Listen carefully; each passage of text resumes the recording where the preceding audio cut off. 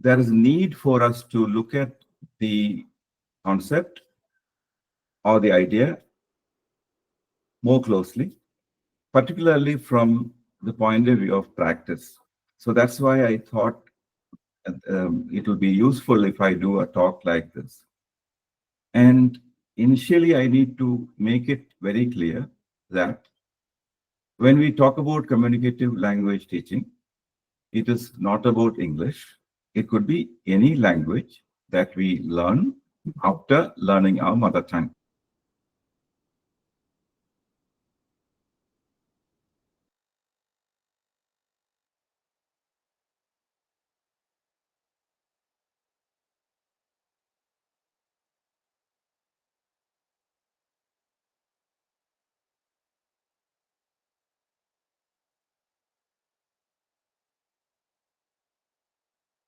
Purposes and not scholarship. That's another thing that we need to remember.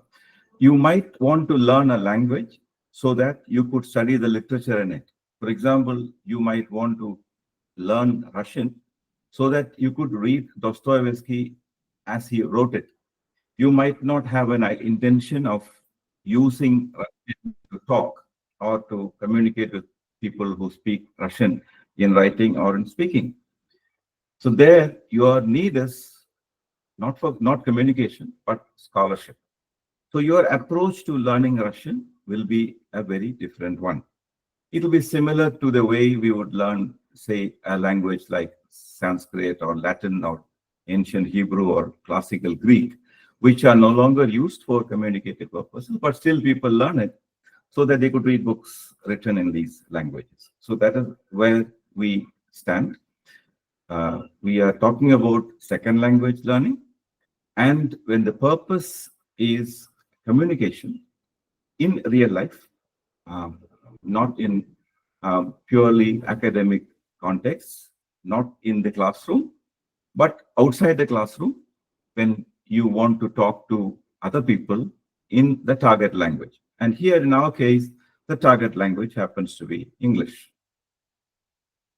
So I thought we will begin with a definition of communicative language teaching, which can be done by looking at the three different points that which already I have mentioned. Why do we teach that particular language? Is it for scholarship or is it for daily use? So here we agree that we are going to learn or we need to teach English for daily use. So that's the purpose. And secondly, how do learners learn it? Learning your mother tongue is done by the time you start education, perhaps. And then you will go on learning it, but that's a different way of learning. You will be focusing more on literature, more on using that language for more advanced purposes because you already know the basics of it.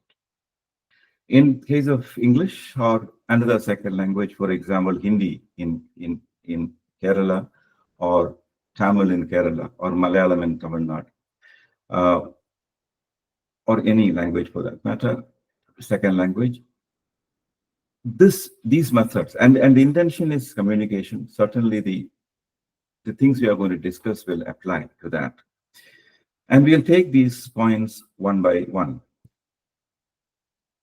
So why do you want to teach that particular language? So we are here talking about second language. We are talking about the communicative need. So the goal of language teaching, why do you want to teach that language? Is it grammatical competence that we are aiming at? No, what is grammatical competence?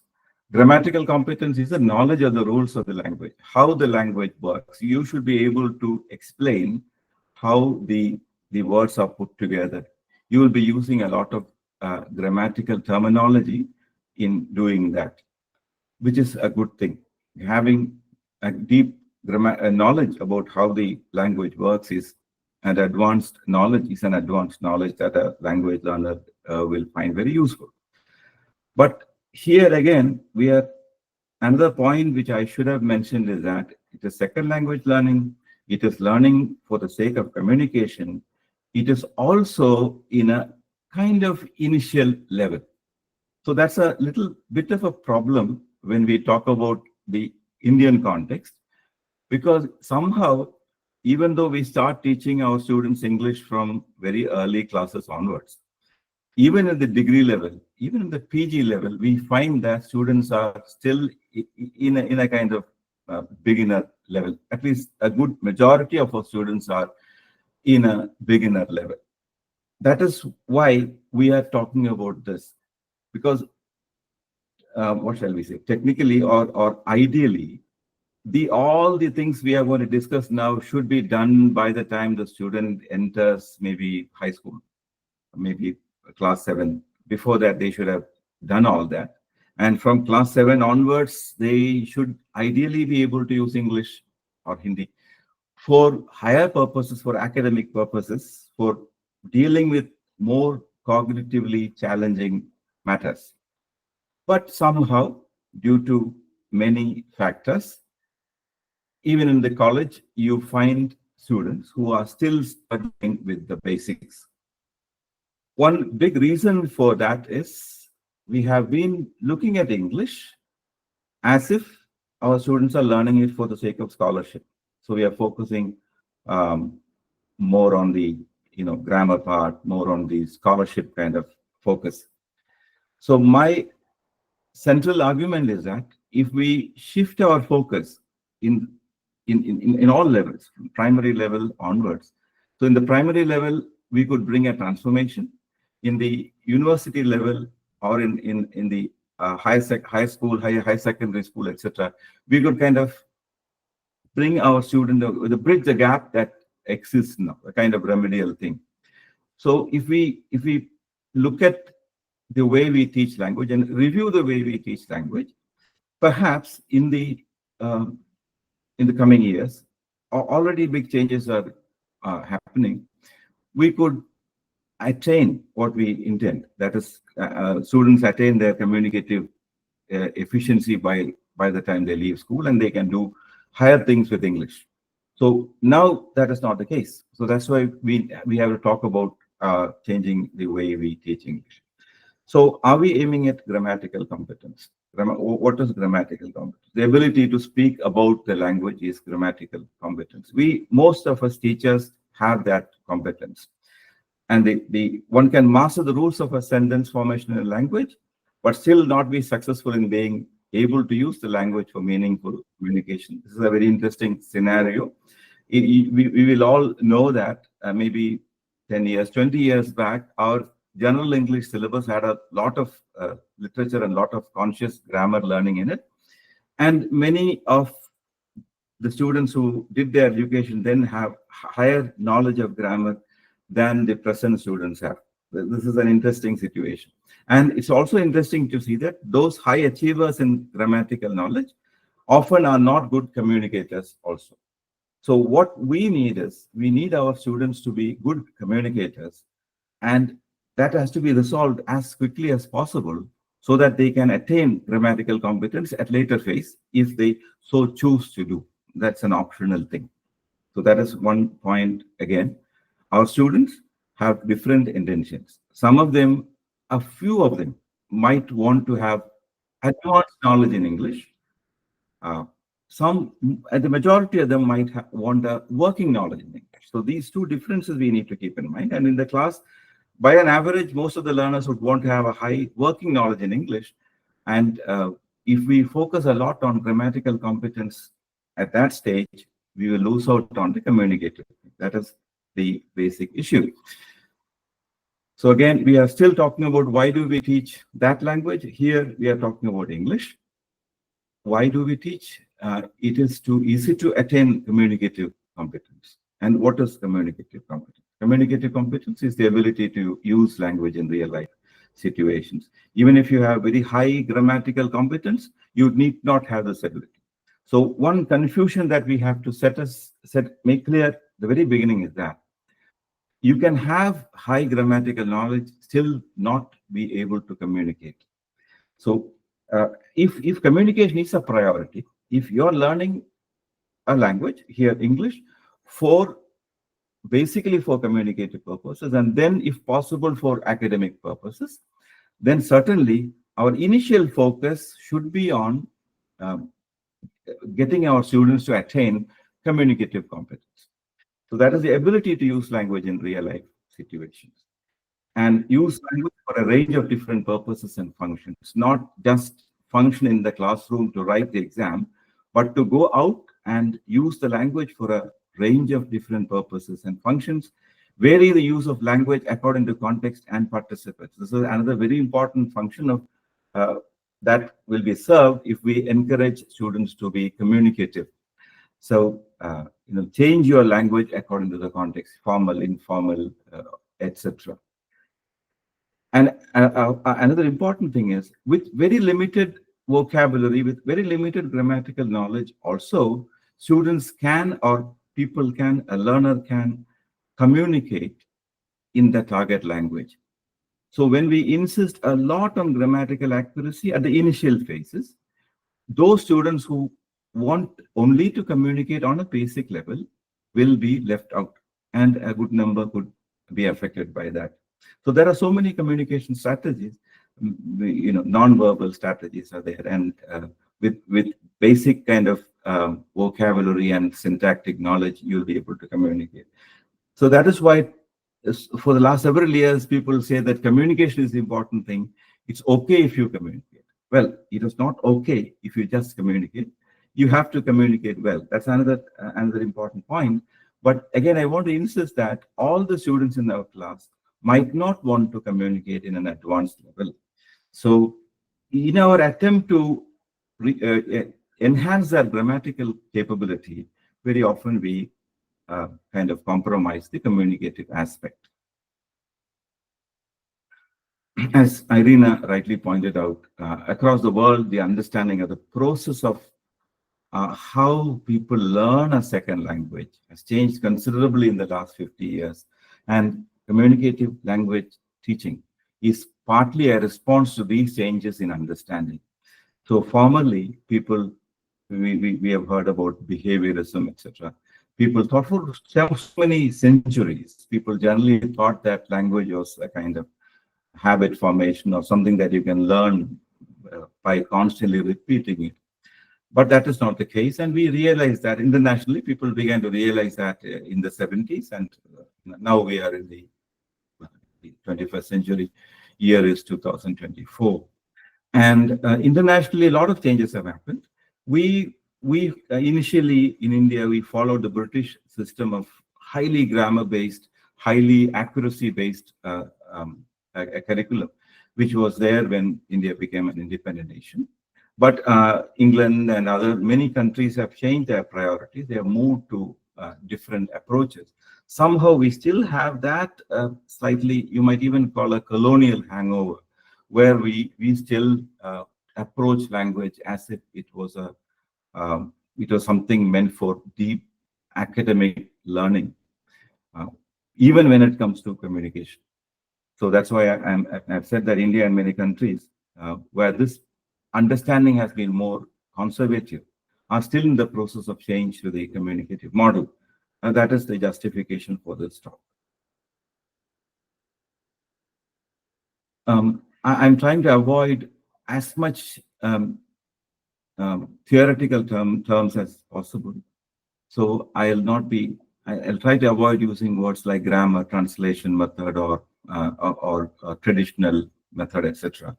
So I'm just saying that earlier views, so the views before 70s in Europe, England, US, where communicative methodology evolved, focus primarily on the mastery of grammatical competence as a process of mechanical habit formation. So we also, our students that often do a lot of drilling, to learn structures by heart.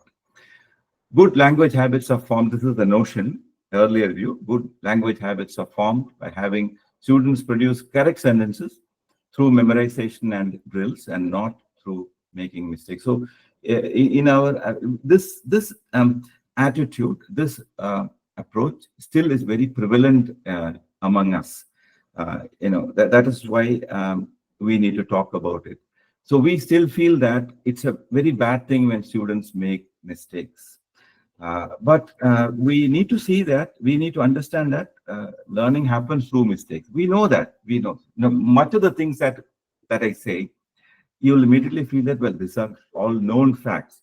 But what I have experienced, both as a teacher and as a research guy, supervisor, when it comes to actual encounter with the students, encounter with framing a curriculum, encounter with planning a research, we forget all those things.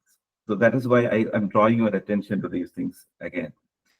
So in the existing in our part, it's still existing, and in the system that was in existence some say 50 years ago, it hasn't totally gone away anywhere. It's all linked. We don't suddenly shift to an entirely new paradigm. It never happens. It should not happen also. Kind of mixture, one influencing the other, will always be there. So errors were considered very bad, and very often it was insisted that you learn your language very well and only then attempt to write or speak. So so the actual use of language was expected to happen after you master the language. The knowledge of grammatical terminology was considered equal to knowledge of language. That's another very, very dangerous thing that we still have. We still have this problem when we talk about learning language. We think about learning the grammar of the language. Particularly in English, we have that. When we try to learn and advocate your mother tongue to somebody, you wouldn't give a grammar book to them. But when it comes to English, we still believe that learning grammar, particularly say the parts of speech or concord or all those things, these things certainly should be learned, but the conscious awareness of it is not a must, because all these things are there. All the grammatical things in varying degrees are there in our mother tongue as well. But when we teach this mother tongue to our friends or somebody from another state who speaks another language, we never follow a grammatical approach. That is something we need to remember. But why in the case of English alone, we should have that kind of a tendency? So knowledge of grammatical terminology or grammatical competence is not equal to linguistic ability, the ability to use the language, particularly to speak. And what does the communicative approach do?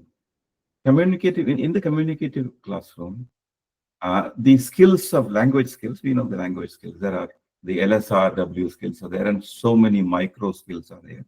All these things are acquired in the classroom, and we encourage it to happen outside the classroom as well, through the direct encounter with the language. This is the important thing. So we don't wait till the student becomes very, very sure about his grammar. The very first day or very initial days of his or her class, we encourage the person to use the language in whatever way the person can. So communicative language teaching is not learning to communicate. It is learning to communicate through communication. So you encourage the person to use the language in writing, in speaking, in listening, in all the ways, and involving all the micro skills from the very early classes onwards. So that's a difference in this approach. We don't begin with grammar. We begin with communication. Language learning is a dynamic process akin to a garden growing rather than a wall being built. This is an image that repeatedly comes to my mind. Very often we believe that we can teach language just as we build a wall by putting one brick on the other. And we also believe that the students in our class constitute one homogeneous whole, with each student being a brick in a larger framework. Both have a problem. One, language learning, it has so many aspects. All these aspects grow up in the student's mind in varying degrees. So it's not that you learn to write first and then you learn vocabulary and then you learn grammar, or rather you start speaking first and then there is no such sequence. No sequence also about which grammar item should be learned first. So through communication in the class, communicative activities in the class, the language of the learner develop in different levels in his or her mind. The same way in the class also, all the learners will not come up in the same manner. This is what we generally desire. That is what we have a system of evaluating all the students using the same rubric. So different students in our room are not like bricks. They are also like garden. One will be a creeper which will be rapidly shooting up, and there will be an old, very sturdy oak tree which will take its own time growing up, but will grow strong.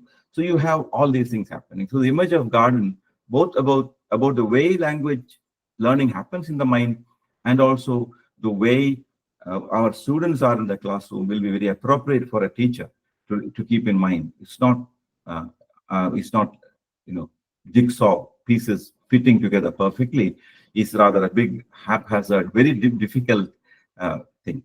So as we discussed in the former slide, how people learn language is a very, very complicated thing. And that is why in one of his talks, David Crystal once said that the task of a language teacher is the most, particularly a second language teacher, is the most challenging thing. It's even more difficult than neurosurgery. He said that in joke, but there's a big truth in that. We all have difficulties managing English because teaching English as a second language is indeed a big challenge and a very difficult thing. It's not as simple as you think it is. It's not the fault of our students that they don't perform. It is because we still are struggling to understand how language is learned and how we go about teaching. Anyway, it's very natural. Another point we remember in the communicative approach is that it's very natural for students to produce incorrect sentences. They have to produce incorrect sentences. Errors are essential. It's an essential part of language learning, and all errors need not be corrected in the class. So this again comes to it kind of clashes with our existing mindset, where we say that our students do not, this is a sentence that teachers repeatedly say, our students do not know even the letters of the alphabet. It may be true. So stop complaining and see what we can do about it. So, errors are a good indication. If there are signs that students are attempting to learn. So, if we learn to find errors delightful in our students, our life will become much easier. This life of students also will be easier. So never worry, as an English language teacher, never worry if our students make a lot of errors. Keep on involving them in communicative tasks, and errors will be corrected in a very long-term basis. And when the error correction happens, you may not be there in your life. So we meet them for a year, 2 years, perhaps, or a bit longer in school. But, all you can do is to give them a healthy, happy environment to learn. And their problems, errors will be corrected over time. And you need not be there to do that all the time. And in a communicative class, when students use language in the class to communicate, and also outside the class, if we motivate them well enough, they will correct themselves from feedback. Feedback is an important word. It's not the feedback that we take at the end of a session. When I talk to a person and I am a learner, I might use a sentence tentatively. From what I know, I might use a sentence which may not be right. And the feedback is when the person I'm talking to do not give me the right response, I understand that there is something wrong with the sentence I uttered. Maybe I'm not able to correct it, then I leave it, or maybe I will say it in some other way. But next time, I will rectify that issue when I encounter that particular structure in some other context. All these things are unconscious. We don't have to teach a person to, look for feedback, etc. All these things are for us, for teachers to have in mind. We don't go and tell the students to, look for feedback, etc. So anyway, feedback means the response you get when you attempt language. And depending on that, you keep changing. This is what happens when a child grows up and acquires a mother tongue too. The child will be using language from the structures it had listened to since it is born. All these things are, mixed up in the brain, and then as time comes, new forms, new structures are formed by the child, and he or she also perfects the mother tongue through a feedback system. He says something, he wants maybe a toy, and he says something the parent doesn't understand, and he doesn't get the toy. He finds some other way to make it clear. And that is how language grows. So feedback is a very, very important thing. And in our classrooms, what children don't have is generally feedback because we don't involve them in communicative activities. CLT, Communicative Language Teaching, depends a lot on input. This is another very important thing. Krashen's input idea, which we are all familiar with. Even if we are not, it's okay. It just says that, to become a good speaker of English, I need to have a lot of input. I need to read a lot or listen to English a lot. Without listening, without reading, I cannot be a good reader, a good writer, or a good speaker. That's a known fact, but still something we need to remember all the time. The students learn, they become very good users of language when they get more and more input. And what kind of input? It's not the textbook that the student learns from. The student learns language from real models, what they read, novels perhaps, report somewhere, a brochure somewhere. They can learn from anywhere, from real life. And across varieties, what I meant is we don't train a student to speak British English alone or American English alone, particularly these days when language is becoming rapidly international. So the students are exposed to all varieties of language. And as much input comes in, they are more likely to use it. But input alone is not enough. You might be a voracious reader, but you may not become a good writer until you start writing. You start writing and you practice writing. And however a good listener you are, you have in your brain has all the perfect pronunciation until you start using English in the with your friends or in real life context, you will never be a good speaker. So we need to combine both output and input. So output is something we can encourage in the class, but input is something that the student has to, do outside the classroom largely, but still we can kind of do a little bit in the classroom also, because classroom has its limits, and we need to look at classroom as not as a space where we are going to teach the students everything we know. It should be a space where the student starts learning and then go out and complete his learning. So this is something we need to remember all the time, particularly in these days when we are bound to a syllabus and we are, so many deadlines are there. We should not forget the fact that learning happens outside the classroom. Only a fraction of learning happens inside the classroom, even if it is content or if it is language that you are teaching. Well, CLT is all about trying out and experimenting with different ways of saying things. So when you follow the grammatic method, we put sentences into very rigid compartments. We say it's passive voice, active voice, reported speech, etc. Students do not get to experiment with language. We are imposing a lot of structures on them. So in communicative activities in the class, when students talk to each other, they will experiment and try out languages in a variety of ways. And that is where dynamic, holistic learning happens. And CLT is all about authentic material and realia, about which I'll be talking more in a coming slide. Excuse me.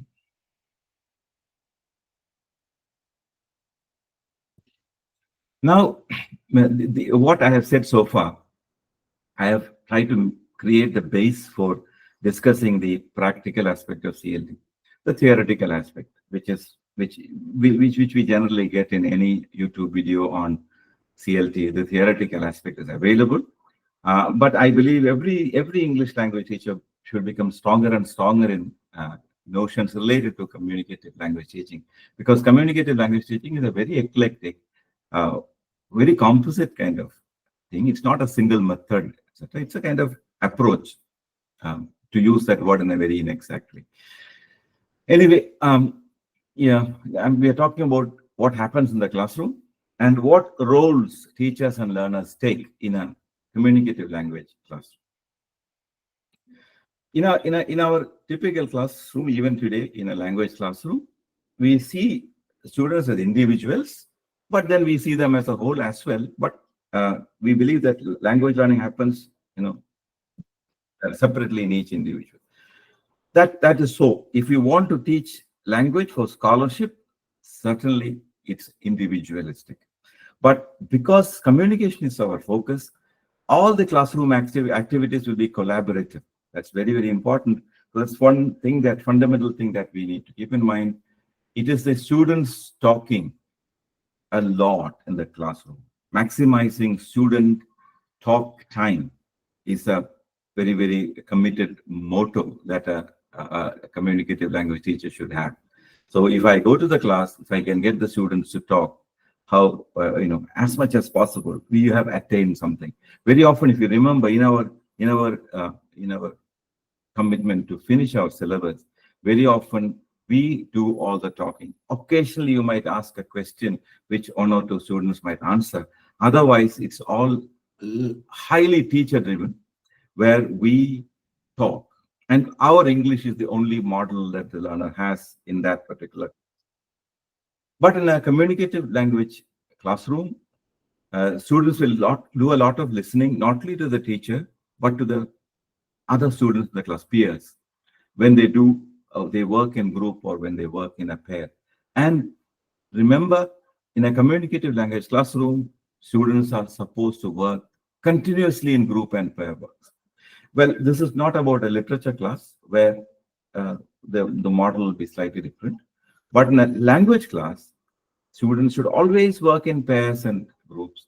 And the teacher's business is to frame activities in such a way that they do tasks using English as the medium of not medium of instruction, the medium of communication. The teacher is no longer the only model available. Learners pick up different language features from peers. Learners, again, another thing is, in this model, slowly, we feel that the responsibility of learning is the learner's responsibility. And the learner also kind of slowly understands that the responsibility of my learning is mine.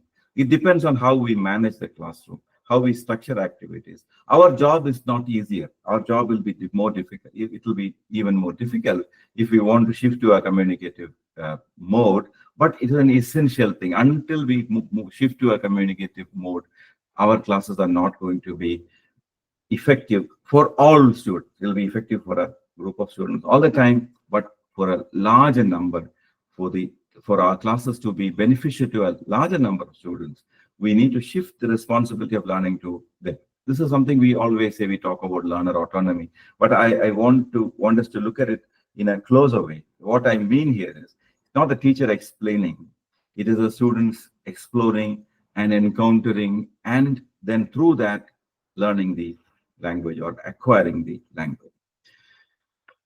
We again have this difference between fluency and accuracy. We often, there is always this complaint that when we focus a lot on communication, we lose out on accuracy. So there is this thought, that is fear, that communicative models impair accuracy. That is not so. And as I set down in the very beginning, we follow this intensely communicative approach at a stage in the student's life when they are trying to gain confidence in using the language, and when they're attempting to become comfortable users of the language. Once they have done that, and those set of students in our classroom who have that need and who have attained that, and they are entering the university, perhaps, then you no longer have to follow any of these things because they have already become good users. Then we could shift to more academically challenging modes of teaching. That's a different thing. But basically, we will involve the students in discussions, etc. But all the things we say now in this particular talk is about what we will do to the learners in their initial years with English. So as I said, initial years could be in class 3 to 5, but in the present scene, sometimes it could be adult learners who come to us for instruction. They're kind of beginners in their own way. And we will work with them intensely in a communicative manner for the first few months, and then maybe we'll shift our mode to a deeper, more literature-based teaching. So grammatical competence is surely needed to produce grammatically correct sentences. We are not advocating incorrect use of language. We are only saying that our insistence on grammaticality in the initial stages, that is a stage where we are very often in the school or the degree class, should not impair the students' confidence to use the language. Focus on the ability to use language appropriately for different communicative purposes, such as making requests, giving advice, making suggestions, describing wishes, negotiating, arguing, defending. All those things that a person will need to do in actual life is what we should be focusing on, rather than the person being able to produce exact, precise, well trimmed sentences. We, our students need initially to use the language for all these functions. So that's why we talk about a functional syllabus and functional grammar, etc. Functional grammar is not a kind of different thing. It's the grammar that we know, but it's administered in a different way. We will come to that. A CLT class is activity oriented. This is something we know. We constantly talk about activity-based teaching, but sometimes we get the word activity wrong. I remember an instance when during a training program, students were asked to do an activity for about 5 minutes, ending in something, and the students did something with paper, tearing newspapers and rolling them, etc., etc. Not a single word was produced during that 5 minutes. No English was produced. They were creating something using paper. So that is not what we mean by activity. There could be a lot of physical activity, etc., to enthuse the students, to get their energy level, and all is fine. But when we talk about activity in communicative language classroom, we mean language activity, an activity in which the students are likely to use English or the target language in a very normal context. So that is, we need to have a very clear idea about what activity is. A teacher's business is to frame activities, particularly when we are talking about the communicative class. Our business is to frame activities, plan a class in which there will be a series of activities. Maybe you get 45 minutes. And it is through these activities that hour's transaction is done. So in an activity-based classroom, we look at what happens. So the teacher plans in advance, keeping in mind the levels and interests of the learners. Only the teacher knows that particular class. And every class is different. Every year is different. Teachers often say that this batch is better than that batch, and that batch was better, etc. It's rather immature on our part to think like that, because that is human. Every group of people, every new class will have a different dynamics, because we have a totally unique combination of individuals. It's bound to have its challenges, bound to have its beauty. So we don't have a batch being better than the other batch. It is our approach that should adapt accordingly. And so when you frame activities for a batch, what I do for my students in a particular college might not be suitable for another teacher in another college. That is why a fixed syllabus will not work very well for all. But we have to do that. Standardizing, uniformity, all are essential. We could have a fixed syllabus, but a teacher could adapt the syllabus according to the learners in that particular socio-economic or whatever context. And when we frame an activity, these are the things we need to keep in mind: information gap, choice, feedback, and authentic material. We look at them one by one. Information gap. So I'll give an example. Some 40 years back, a neighbor was doing a spoken English class for some students. I was then a student myself, and we used to work together preparing material for the spoken English class that he was doing. I've never actually seen him doing it, but I've been with him. So what we would do is we would develop a conversation, for example, between a shopkeeper and a person, a bank employee and a customer, etc. We'll have all the things that should go into the conversation on that sheet of paper, which will be photocopied, and students will be role playing. So one person will pretend to be the shopkeeper, the other person will pretend to be the customer. Each will have the same script, and they'll be kind of reading it out to each other. And at that point in history, as I was saying, this must be the early 80s. This was the way we conceived teaching communicative. You have a fixed, all we assume that when they study all these different sentences, they will be using that in different contexts. Well, rather than not having a communicative attempt at all, that is good, but that is not. The problem with that script is that two people are having the same script. They know exactly what question is coming and what to go. There is no actual challenge involved. Unless you happen to be a very, very motivated learner, it's not going to help us. And it is not really communication, it is actually reading out. So what is needed? One thing we need to remember all the time is that our students are very complex individuals. We may sometimes say that he's a low achiever. He doesn't know English. But remember, he might have faculties that are amazing. So they have many, many faculties which we generally do not see in the class. Students are very, very complex, very intelligent human beings. Every individual is mostly like that. And such a person to wholeheartedly involve in an activity should have a reason for that. I need to feel convinced that I should do it. Only then only when I have a reason to do something, only when I have a reason to ask a person a question, will I really, really commit. Simply because it's there in the paper. So what is the rate of interest today? So that question, I know the other person knows that answer. And the other person is expecting that question. This is not communication. So there is no information gap. So in an information gap activity, the two people should have totally different sets of information, and only then the conversation really happens. It becomes communicative. It becomes purposeful. So purposefulness is a very important point we need to remember. Students or learners, adult learners, very initial learners, whatever age group may be, will involve wholeheartedly in an activity when they feel that the activity is purposeful. And to make an activity purposeful, we need to ensure that there is information gap. What is information gap? For example, you do an activity in which two students are involved.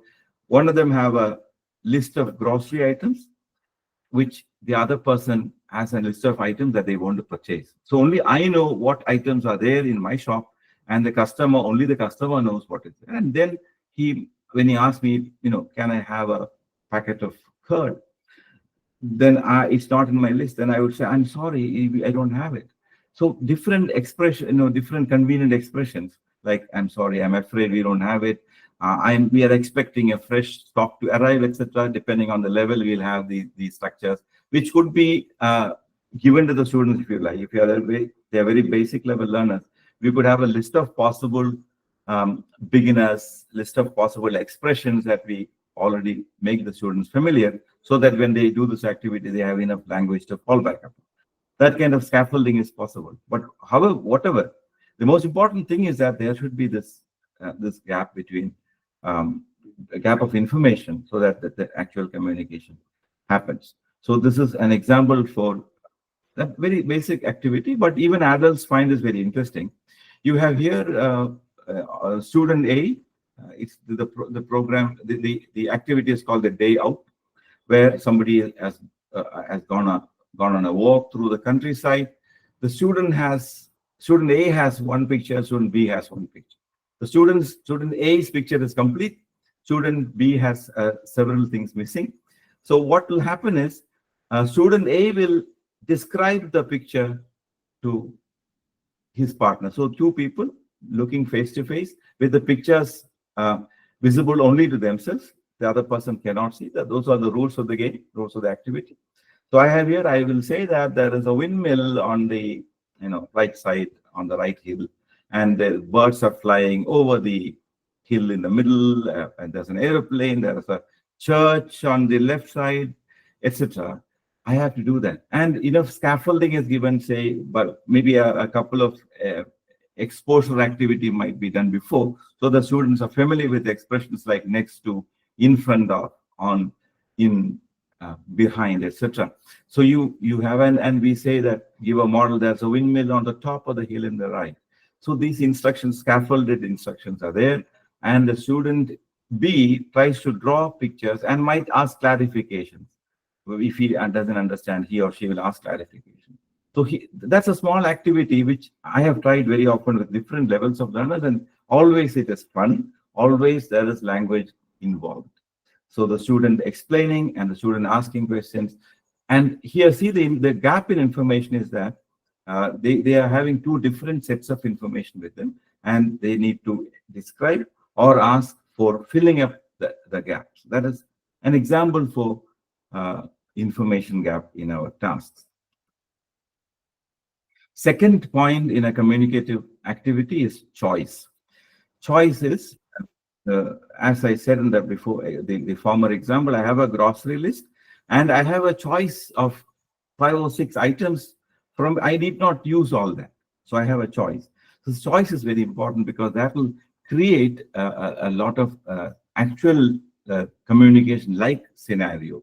The speaker needs choice of what to say and how to say it, because if we fix the sentences that he or she is supposed to speak, that will both become artificial, and again the purposefulness and the flexibility will be lost.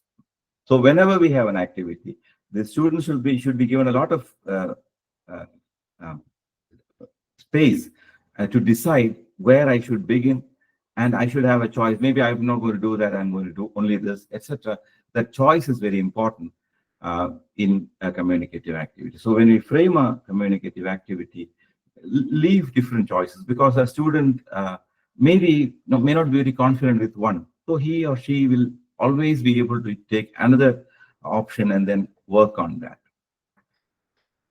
And another important thing is feedback. In a communicative activity, we need to ensure feedback. Feedback is, again, as I explained in the beginning, it's not feedback that you give at the end of a session.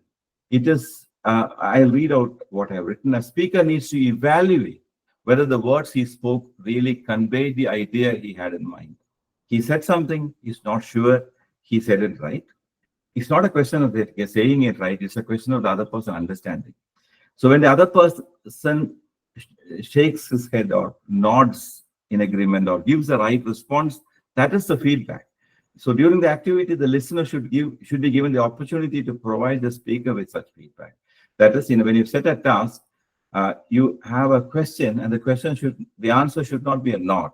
The answer should not be yes or no. The answer should be a phrase at least. It's not you need not insist that the students should speak in full sentences, because in actual life we very rarely speak in full sentences. Nods are important, shakes of hand, expressions are all important. That are all encouraged in the communicative language classroom. We don't interfere at all when the student speaks, maybe using gestures, etc. But we can gently encourage them to use language more. So feedback that is the significance of feedback. Activity should be so structured that genuine inquiry and feedback is in it. Teachers are not to worry too much about it, but the knowledge of these things are needed at the back of your head when you plan activity. Finally, I think when you plan a communicative activity, it's important to use authentic material. This is a word, again, often creates a bit of confusion to us. By authentic, what do you mean by authentic? By authentic, we mean not genuine. We mean things the students are likely to encounter in real life.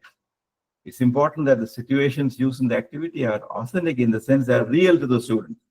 So a student at Kattapana, rural Kattapana in Idukki district in Kerala, are working, and you give them a task very suitable to urban student in Trivandrum or Cochin, where visiting a mall, it would not be authentic for them. That is what we mean by authentic. Partly, it should be real to them. It should be familiar things familiar to them. Students should not assume roles of exotic characters they cannot relate themselves with. So if you are working with students who have never heard of Cinderella and you are asking them to act as Cinderella, it wouldn't happen naturally for them.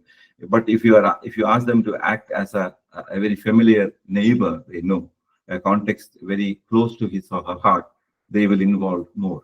This is about situations. Also, material that we use. Another dimension of authentic material is a textbook with fixed conversation, etc., is not authentic. The example I gave, the kind of material my friend developed for his class with fixed utterance sentences is not authentic. That's a very good example for an unauthentic material. Authentic material would be something that you encourage the speaker to use in the class, maybe a paper clip, a newspaper clip, or a brochure, or a train ticket, something that you take out from real life, maybe the car of a bottle. All those things are authentic material, which again are familiar with to the student. We don't give a London Underground ticket to a student in Gujarat, rural Gujarat, where the student knows only a bus. So appropriateness, whether a bus ticket or a train ticket will be more suitable there. So the material you use in the class, the context that we have in the class should be comfortable to the students. But again, this has another aspect to it. You might wonder, shouldn't they be exposed to cultural difference? So that's what I said. We are talking about initial stages of learning language, the first few years or first few months in the case of adult learners. Once they become familiar, then again we'll be using authentic material. For cultural familiarities, if that is what we intend, we would use authentic material from that particular the target culture. For example, if you want to um, activate students' knowledge about English culture, you will be using many realia or authentic material from English everyday life. Maybe things you download from the internet. Like that is where the YouTube map would come to relevance. When the second stage in our teaching, we move to more advanced levels of cultural familiarity. But there also authentic material is very useful. Even when we are in the advanced level, material should be authentic or suitable, not prepared for the material, for the course, but taken from real life. That is what we mean by authentic material. Yeah, but these days you have many course books with preset activities which are considered authentic. And all these things are challenged. All these things have generated a lot of negative and both favorable and unfavorable opinion among experts. But here, I am not advocating any of these things. I'm just saying that these are bits of information that will be very useful to teachers and bits of information that have been useful to me as a practitioner over these years. So that's the rationale of the stuff I'm talking about, not because I think all these things are divine revelations. Examples for authentic material: newspapers, magazines, videos, podcasts, social media posts, anything, a map, advertisement, letters, email. So all these things are examples for authentic material. And by realia, we mean you take a real artwork to the class, that becomes a realia, or you take a jug to the class and develop an activity around that, or you give students boarding passes and ask them to work on it. Or the teacher gives a timetable to the student. The teacher teaches in 4 classes. She has 4 different sets of timetables. She gives them the students and asks them to compile it into a single frame. That's all reality. They are all authentic material, because those are things with which students are able to relate and students are able to respond, and their conversation will become more natural and purposeful. And I think this is the final part of my presentation, where I talk about kinds of language activities. One very common, very useful communicative activity mode is jigsaw activities. This also works on the information gap principle. Individuals, pairs, or groups have part of the information needed to complete an activity. The class must fit the pieces together to complete the whole. I'll give you an example. I have 4 points which a person should take care while traveling in a train long distance. I have 4 paragraphs on that. I'll get 4 different students to work on these 4 paragraphs, or different groups will work on these 4 paragraphs. So a particular group will have to work only on 1 paragraph, which becomes, the task is more attainable that way. Attainability is another important thing. An initial learner should be given tasks that he is able to finish at the given point of time. It should not be too daunting. Or there could be different levels. At each point, he has a feeling of completion. Anyway, here you have this chunk that 4 different groups are working on 4 different chunks. And then you mix them in such a manner that one from each will be part of another group. And each will have the responsibility of narrating what he discussed in the group to the rest of the uh, members of the group. So group reshuffling, or individually people work and then become groups and discuss it. So for the information to complete, people have to sit together and talk. That is basically what jigsaw activity is all about. Yeah, the example I gave is that you have 4 paragraphs, 4 ideas, discuss in 4 groups, and then share with others, so that all the information is complete for everybody. This is a jigsaw activity. And task completion activities, which are common: puzzles, games, map reading, other kinds of classroom tasks in which the focus is on using one's language resources to complete a task. Again, this is not a single person sitting and filling a puzzle. No, that's not what we mean by a communicative activity. Task completion, in a task completion activity, at least 2 students should be working on it and talking to each other. And it could be a group of 4, not more than 4. 2 pair, a group 3 or 4 will be ideal, and they discuss it. So this is always discussion, always students sharing ideas, sharing opinion. They have a work to do, and they work on it using English as the language with which they complete the task. So in all these places, we are using language with a purpose. Language is used purposefully. The job of the teacher, as I repeatedly say, is going to be difficult when we try to do it, because we have to plan the activity. However well we plan, when we go to the class and try to launch it, you will find it very difficult sometimes, and sometimes it will work very well. Sometimes you'll need to adapt, and sometimes with the same group, in 2 different days, you will have 2 different experiences. So all that is part of the language teachers class. So if you don't get a good feel one day, do not worry, the next day you will get it. This is a good example for task completion. Here you have student A working on a map kind of thing. You have some buildings here. Swimming pool is there, the park is there, the market, etc. And the student A has a set of information. Same image, the student B has another set of information. He has supermarket, he has shoes, florist, etc. in the second student. So using these big images, they have the task of finding out what the other person is having. So you are the railway station, and you want to change some money, you want to buy some medicine, send a large letter, it means a parcel, buy some flowers. Those are the things student A want to do, and student B wants to do all these things. And they have 2 different sets of information, and they work on it and they complete the task. In the course, they'll be speaking, asking, where can I change some money? The students say at the bank, it is next to the whatever, and it's behind, it's beside. And we are scaffolding by giving them those words as prompts. So when they initially do a lot of speaking, and then we can also ask them to create a draft of all these things, and then you can go further if you like.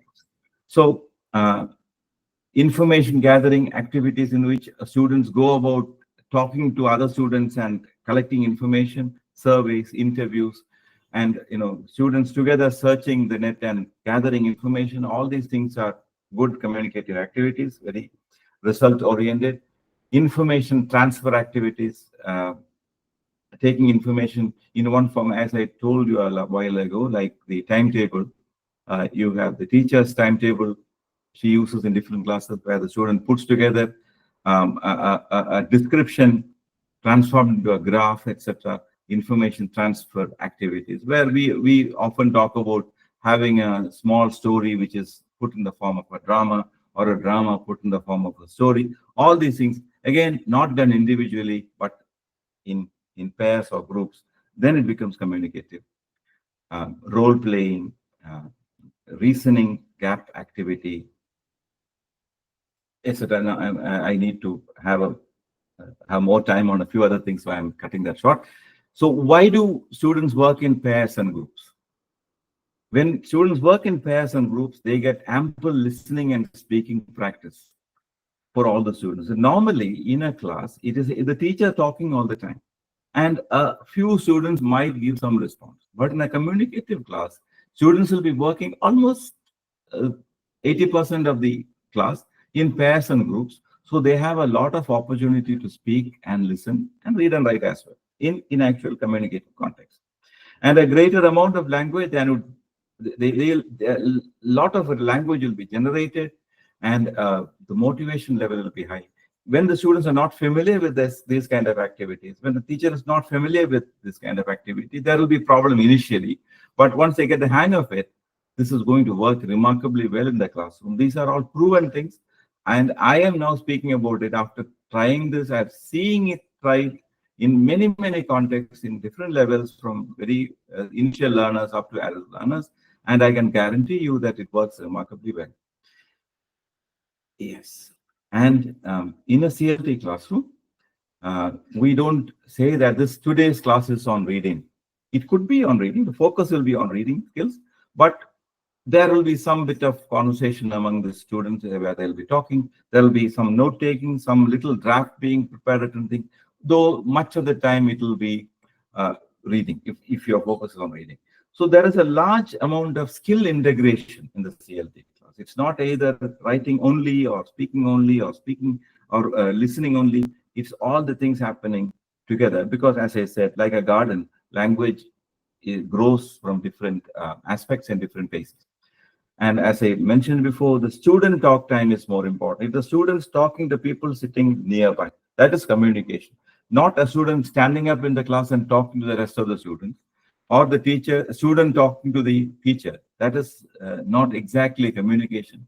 Communication is when students talk to one another or to each other in groups and pairs. The teacher talk time should be as limited as possible. Teacher gives instructions, and the teacher monitors, teacher kind of supervises. Teacher is in charge. She is totally in charge. She's a big resource in the class, but she or he will try to keep teacher talk time as limited as possible. Yeah, so CLT classroom. And now we come to the final aspect of my talk. Again, I am repeating this final aspect again, where I am trying to address a question that teachers repeatedly worry about. Shouldn't we be teaching grammar? Should grammar be done away with? Well, I'm saying you should know when to teach grammar, how to teach grammar, and how much to teach grammar. When do we teach grammar?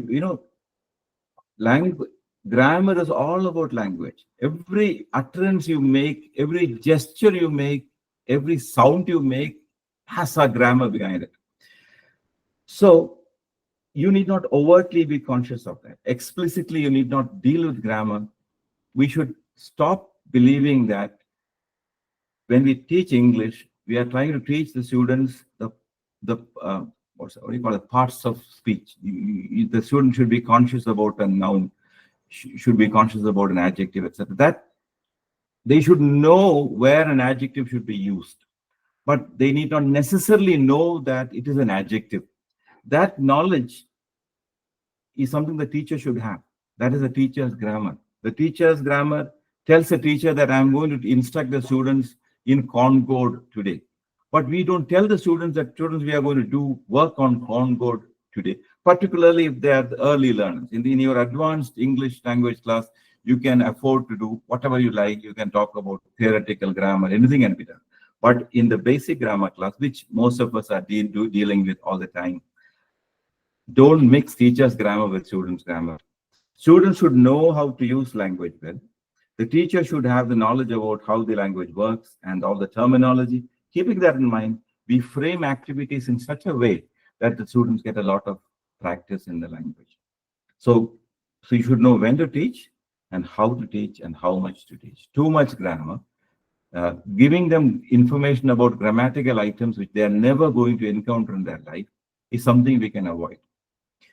But for the UPSC exam or for many tests, students will be asked very complex grammar questions that they are supposed to learn later. You need not do that in your basic English language class. If you focus on constructions like the future perfect continuous, etc., much of the students will lose out on. So how much, most often our students will have problem with the basics, like using had, for example, or the present perfect or the present continuous. All these things are again teachers' terminology. We are not going to give the students the knowledge that I am using a present perfect sentence. He should be able to use a present perfect sentence, but he need not identify it until he has become very comfortable in using the language, when grammatical terms will not become a hindrance to his learning itself. That is one point we need to remember. In particular, in the Indian context, often students do not communicate in English because they are worried a lot about theoretical grammar and grammatical terminology. That is why we should change our approach. Well, grammar is there all the time, and there are mechanical ways of teaching grammar, meaningful ways of teaching grammar, and communicative ways of teaching grammar. And in fact, all mechanical, meaningful, and communicative activities can be given. And I need to acknowledge at this point that I am relying heavily on Jack C. Richards' work on CLT. He has done extensive work. There are so many YouTube videos there, Jack C. Richards. There are so many people I respect a lot over time. I consider them as teachers who have taught me directly or indirectly. So this particular, much of the slides in this presentation are based on the book. The name of the book I will share at the end. So he talks about mechanical, meaningful, and communicative, which I thought are very interesting words. We need not remember it, but the idea is what I want. So in mechanical practice, this is what we traditionally would do. We say that today I'm going to do superlative adjectives with you. Superlative adjectives usually appear before the noun they modify. You're using many technical terms, you're modifying, using superlative, etc. And then we give examples. The funniest person I know is my friend Bob. The most caring individual in our class is the custodian, etc. And these sentences are from a book I've taken as such. I'll tell you the name of the book later. In our classes, we would be using expressions, names, etc., which our students are comfortable with. That is where the authenticity comes in. So we also say that superlatives are often followed by relative clauses in the present perfect. There is nothing wrong in this kind of thing. Mechanical practice is needed sometimes. There's nothing wrong in that. But only thing is, in our communicative classroom, if we do this, the students are likely to be slightly intimidated by this terminology, and they will equate the knowledge of the terminology with knowledge of language, and they will have a problem with that. So we would use this perhaps with advanced learners once they have mastered language very well, and a group of students want to have knowledge about the language on a higher level. English major students doing a grammar paper, perhaps you could do this. But for the other learner, you can avoid all the terminology. You can say that complete the sentence with your own information and add more details and compare with a partner. One of the most inspiring people I've ever known is, that's one model that is worked out. And the example is, one of the most inspiring people I've ever known is my math teacher. She encourages students to think rather than just memorize formulas and rules. She's a communicative equivalent among math teachers. And the students are encouraged to work on more models. A model is given. The terminology is not there, but the model is given, which they work on. Maybe they'll take some time looking at. This again is not for very early learners. And then they engage in the in similar constructions. So we are keeping terminology out. And in a communicative practice, we go a level further, right? At least, after A will be there. This will be there initially, and then we go to a more communicative phase where we say write at least 5 sentences using the words below: brave, honest, interesting, smart. Here, students are asked to come up with sentences from their own life. In the previous one, contextual, it was contextual, but not related to the person's life. Here, you are making it very, very real to them. So they pick up people from their own life and then engage in the same construction. So, see here, for example, the communicative aspect comes in. One student says, my next door neighbor is the bravest person I've ever met. And another student asks, what did your neighbor do exactly? She's a firefighter. Once she saved a child from a burning building. So here a grammatical term, and then you have a discussion around it, a few more exchanges around it, making more organic, making it more real. So here, I'm not saying that in the early level itself you're going to do this. This is an example for when we deal with adult learners perhaps, or college level learners, where you want them to have knowledge in advanced grammar and you want to keep terminology out. This is the way you will be looking at it. And to sum up all the things I have been trying to say, language learning is a gradual process. So very often teachers want quick results. Students want quick results. That's why they say they go from one course to the other, seeking to improve their communication skills. Very often people come asking to teachers, which course shall I take to improve my spoken skills? Or which course shall I take to improve my written skills? No course can work wonders unless you are willing to sit and work on it. Even if you are willing to sit and work on it, language learning happens slowly. It is organic. It takes time. So don't rush. Take all the right decisions, do all the right things, and go on doing it. Language will come. Language learning is a gradual process, process that involves creative use of language and trial and error. So we often think trial and error is not a good method, but in language teaching, in life, we learn naturally like that. In language, we make mistakes and get feedback, and then you change. And it's creative use of language. In groups, you creatively use language and learn. All the errors are normal product of learning. The ultimate goal of learning is to be able to use language both accurately and fluently. So even though I seem to say that grammar is not needed, ultimately our aim is to the students, those students who need it at least, should go towards grammatical accuracy.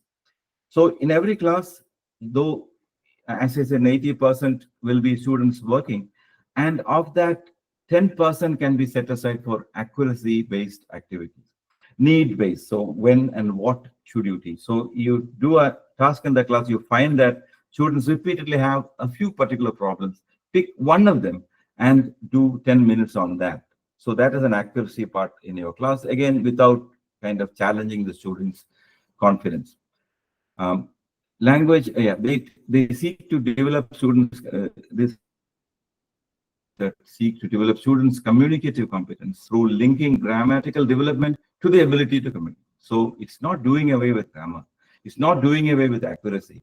It's blending communicative skills with that. Hence, grammar is not taught in isolation, not taught explicitly. Grammar, your aim is not to teach grammar. Your aim is to teach language, and grammar is something you keep in mind, but raises out of the communicative task, and thus creating a need for specific items of grammar. Student might carry out a task and then reflect on some of the linguistic characteristics of their performance. This all might happen, but in different levels. This is applicable to the beginner and to the advanced learner, to the young learner, to the adult learner. Only thing is that the topics we choose will be different. And we are coming to the end of my presentation. A couple of observations. We should always remember that today we are dealing with very large numbers of students, in the sense that 40 years ago, when we had a more grammar-based teaching, the people who wanted to learn English was relatively fewer in number. Today, larger sections of the society needs language.